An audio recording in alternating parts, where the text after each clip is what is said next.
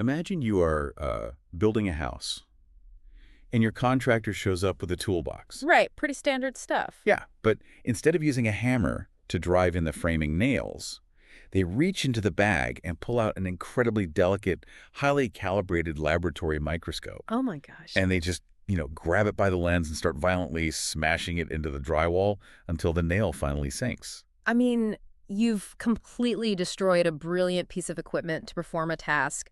A $3 piece of iron could have done better. Exactly.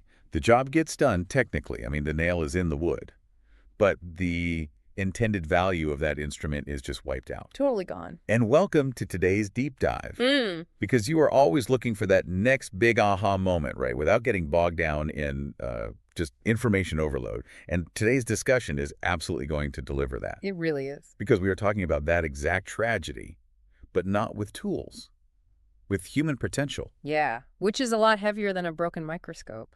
Much heavier. Our source material today is a translated essay. It's from 2021 by a writer named Feng, and it's titled, "Mismatching Talents and Positions Are Wastes of Social Resources." It's quite a title. It is, and our mission today is to explore the invisible yet massive societal cost of people working in roles that just do not match their true potential. Okay, let's unpack this. To really grasp the sheer scale of the waste Feng is talking about, we have to look at the mechanism of misalignment itself. Right. And he paints these incredibly vivid, honestly slightly absurd pictures to force us to see how irrational our normal societal structures actually are. Yeah, he really doesn't hold back on the analogies. But he doesn't. He points out how foolish it would be to shell mosquitoes with big guns. A little overkill, but you get the point. Exactly. Or he talks about having a cat that's forced to guard a house while a mouse is employed to catch other mice. Which is just upside down. Right. But then he shifts to human capital. He argues it's a tragedy for a person who possesses a unique, innate genius for growing flowers to be forced into cooking for a living. Oh, that's a good one. Or, more provocatively, I think, for someone who has the actual potential to win a Nobel Prize in science to spend their entire life running a company. Wait, I want to pause on that one. Because society usually looks at a CEO and says, look at that success, look at the wealth they've generated. We reward that outcome heavily. We do, yeah. But Feng is arguing that brilliance is highly contextual. Okay, how so? Well, if that CEO's innate talent was, say, scientific breakthrough, their time spent managing quarterly profits is actually a profound misallocation of resources. Oh, wow. I never thought about it like that. Yeah. He uses a historical analogy to drive this home, looking back at World War II. Okay. He points out that having Winston Churchill as prime minister and Bernard Montgomery as field marshal was a wise match. Right, because their very specific talents fit the crisis of their respective positions perfectly. Exactly. Imagine swapping them, though.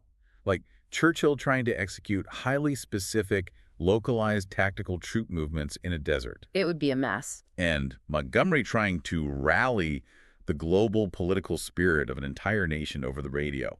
It would have been a catastrophic misalignment.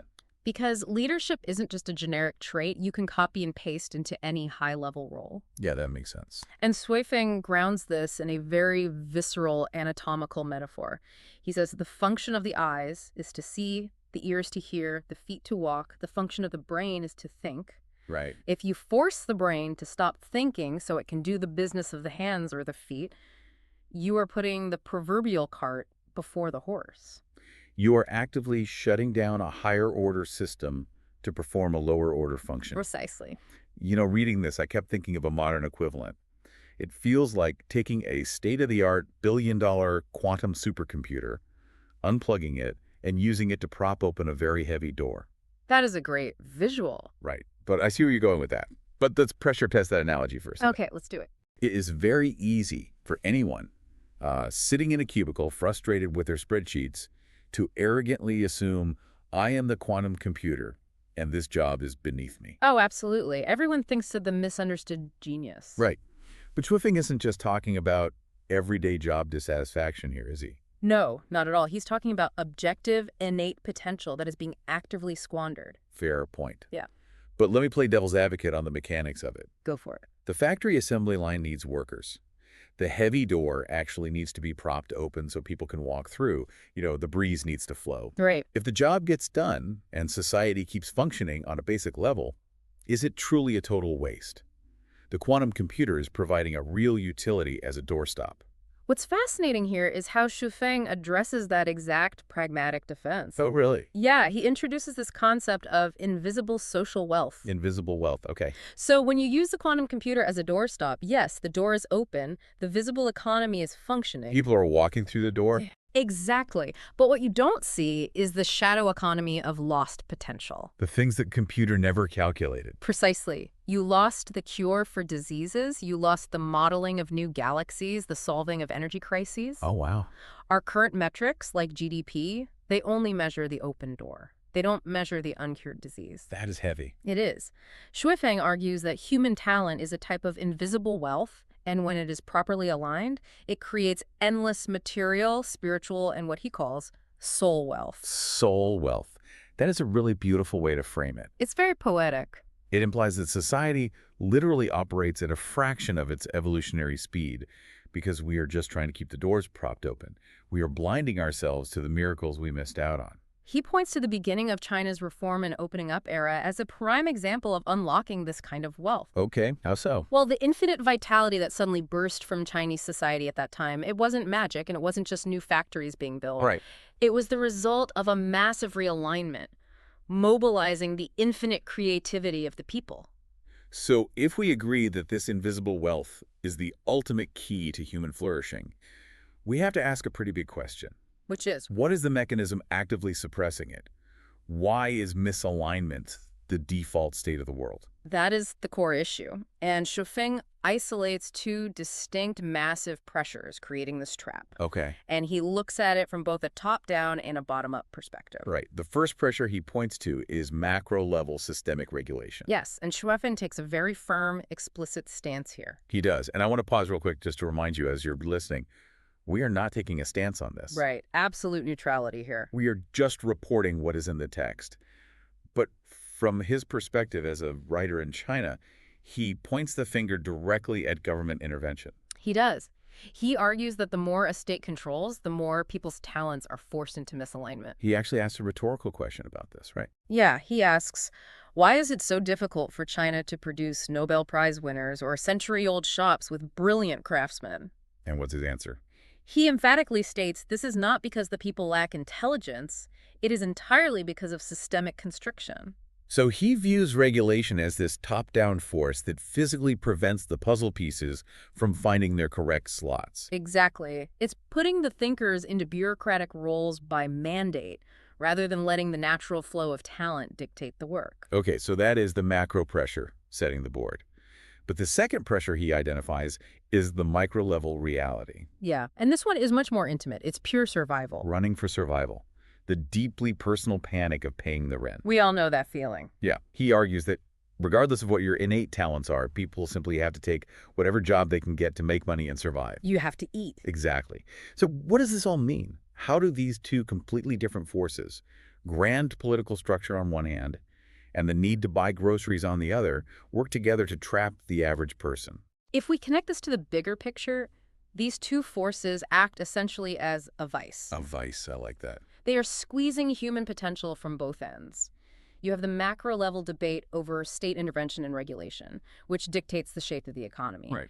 But on the ground floor, the micro-level reality of hunger and shelter forces absolute compliance. Because if you are starving, you do not care if you're a quantum computer. You will gladly prop open the door if it pays for dinner. The survival instinct completely overrides self-actualization.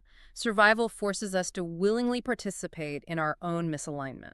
And to prove just how devastating the survival trap is, the essay takes a sudden, highly personal turn. It really shifts gears here. It does.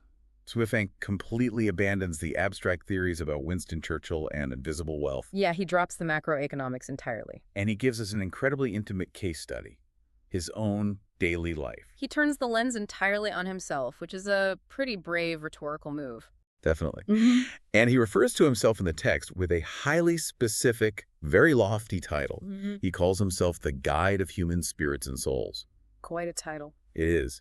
For context, he founded a philosophical and spiritual community called Lifechanyuan. He deeply believes his innate talent, his true purpose, is to create immense spiritual wealth for humanity through his writings. It implies a profound intellectual destiny. But then he asks himself a brutal, revealing question. Which is? He asks, why hasn't he written any valuable articles in the last 2 years? And the answer is the survival trap. Exactly. To fund his life and keep a roof over his head, this guide of human spirits and souls is running a guest house. A bed and breakfast, basically. Yeah. And he doesn't just mention it in passing. He details his daily schedule. And we really need to look at this because the physical reality of his day completely illustrates the concept of cognitive load. It's not just that he lacks free time. It's that his mental bandwidth is entirely consumed by logistics. Okay, so get this. He is up at 5 a.m. every single day. He washes up, makes breakfast for the guests. He cleans the cups, the plates, the tables. It's endless chores. Then he has to make his own lunch. He goes into the guest rooms to collect their trash. He strips the bed sheets, coverlets, hand towels, bath towels. The laundry alone would break me. Right. He runs the laundry, remakes the beds, meticulously cleans the rooms. By the time that is done, it is 5 p.m. A full workday already. And he has to be on call, waiting for new guests to check in.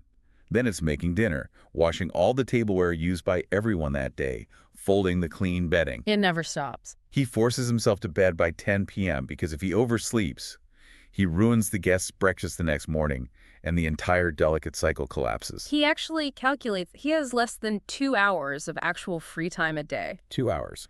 And even that margin is eaten up by making 30-kilometer trips for groceries, mowing the yard, and fixing broken appliances. It sounds exhausting. By 10 a.m., his working memory isn't pondering the cosmos or writing philosophical masterworks. It is entirely occupied with whether room 3 needs more toilet paper. Here's where it gets really interesting. Think about the jarring juxtaposition of the life he is living versus the life he believes he should be living. It's a huge gap. You have a man who sincerely believes his intellectual work is vital to the spiritual health of mankind. And what is he actually doing with his brain? He is scrubbing plates. He is doing the laundry of strangers. This is the ultimate depressing proof of his own thesis. The thinker is not thinking. The brain is doing the work of the hands. This raises an important question, though, because Shui Feng's reaction to his own situation is deeply complex. Oh, yeah, he doesn't just whine about it. No, he doesn't just complain. He explores a profound internal conflict. He asks himself, what is more important for the tour guide to make money every day or to write valuable articles? He writes that he understands in his heart that his situation is a sorrow for mankind. That's a strong phrase. He literally calls his inability to write an incalculable loss to civilization. Which, I mean, sounds incredibly self-important on its face. Oh, for sure. But if you genuinely believe you have the cure for a societal ill in your head, and you can't write it down because you're trapped washing dishes, it is a tragedy of unfulfilled intellectual destiny. He knows he is putting the cart before the horse. Completely.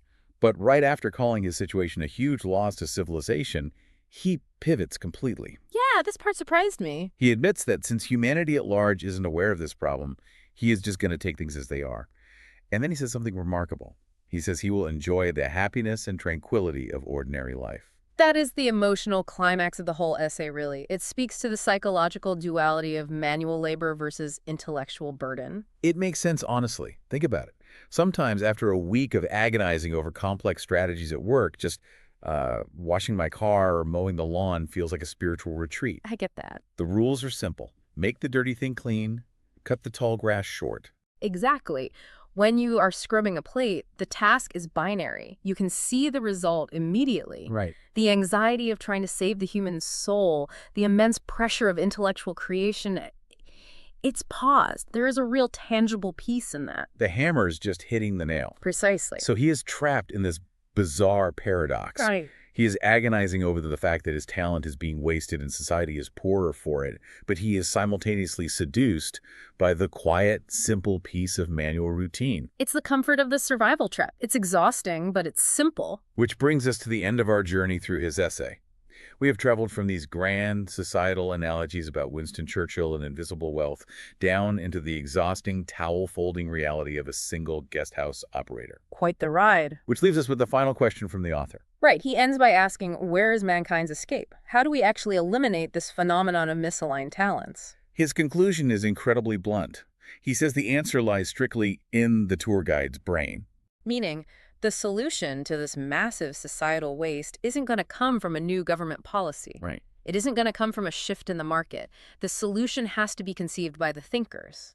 But the thinkers are currently trapped running the guest houses. Wow. The cure to the survival trap is locked inside the mind of the person who is too exhausted by surviving to write it down. It's a closed loop. It is, which means it falls on you, listening to this right now, to break the loop in your own life. Time for some self-reflection. Look at the tasks you spend your week doing. Look at your cognitive load. Are you a cat being forced to guard a house? A great question to ask yourself. Are you spending your prime energy, your best working memory, running for survival at the absolute cost of your true potential? Are you the microscope being used to hammer in drywall? It's an uncomfortable audit to perform on your own career. You have to ask yourself if you are generating invisible wealth or just keeping the door propped open. It is uncomfortable, but it's entirely necessary if we want to stop the waste. Yeah. But before we wrap up today's deep dive, I want to leave you with one final lingering thought to mull over on your own today. Oh, I like these. Something that builds on Zhou Feng's argument, but flips the premise entirely. Okay, let's hear it. We talked about survival being the great trap, the vice that squeezes our potential. But imagine a world where we completely eliminated the need to run for survival. Like a utopia scenario. Yeah. Let's say money is absolutely no object anymore. Universal basic income, a post-scarcity society, whatever you want to call it. Okay. If survival was completely guaranteed, would we all actually instantly align perfectly with our true talents? Oh, man. That is the ultimate test of his theory. Would the tour guide actually write the masterpiece? Right. Or does discovering our true potential actually require the friction, the struggle, and the hard work of the mundane world to reveal itself? That is a fascinating counterpoint. Do you only realize you're a brilliant thinker because the exhaustion of washing dishes forces your mind to seek an escape? Does the microscope only discover its true purpose after it survives a few swings at the drywall? Exactly. Something to think about the next time you find yourself folding laundry.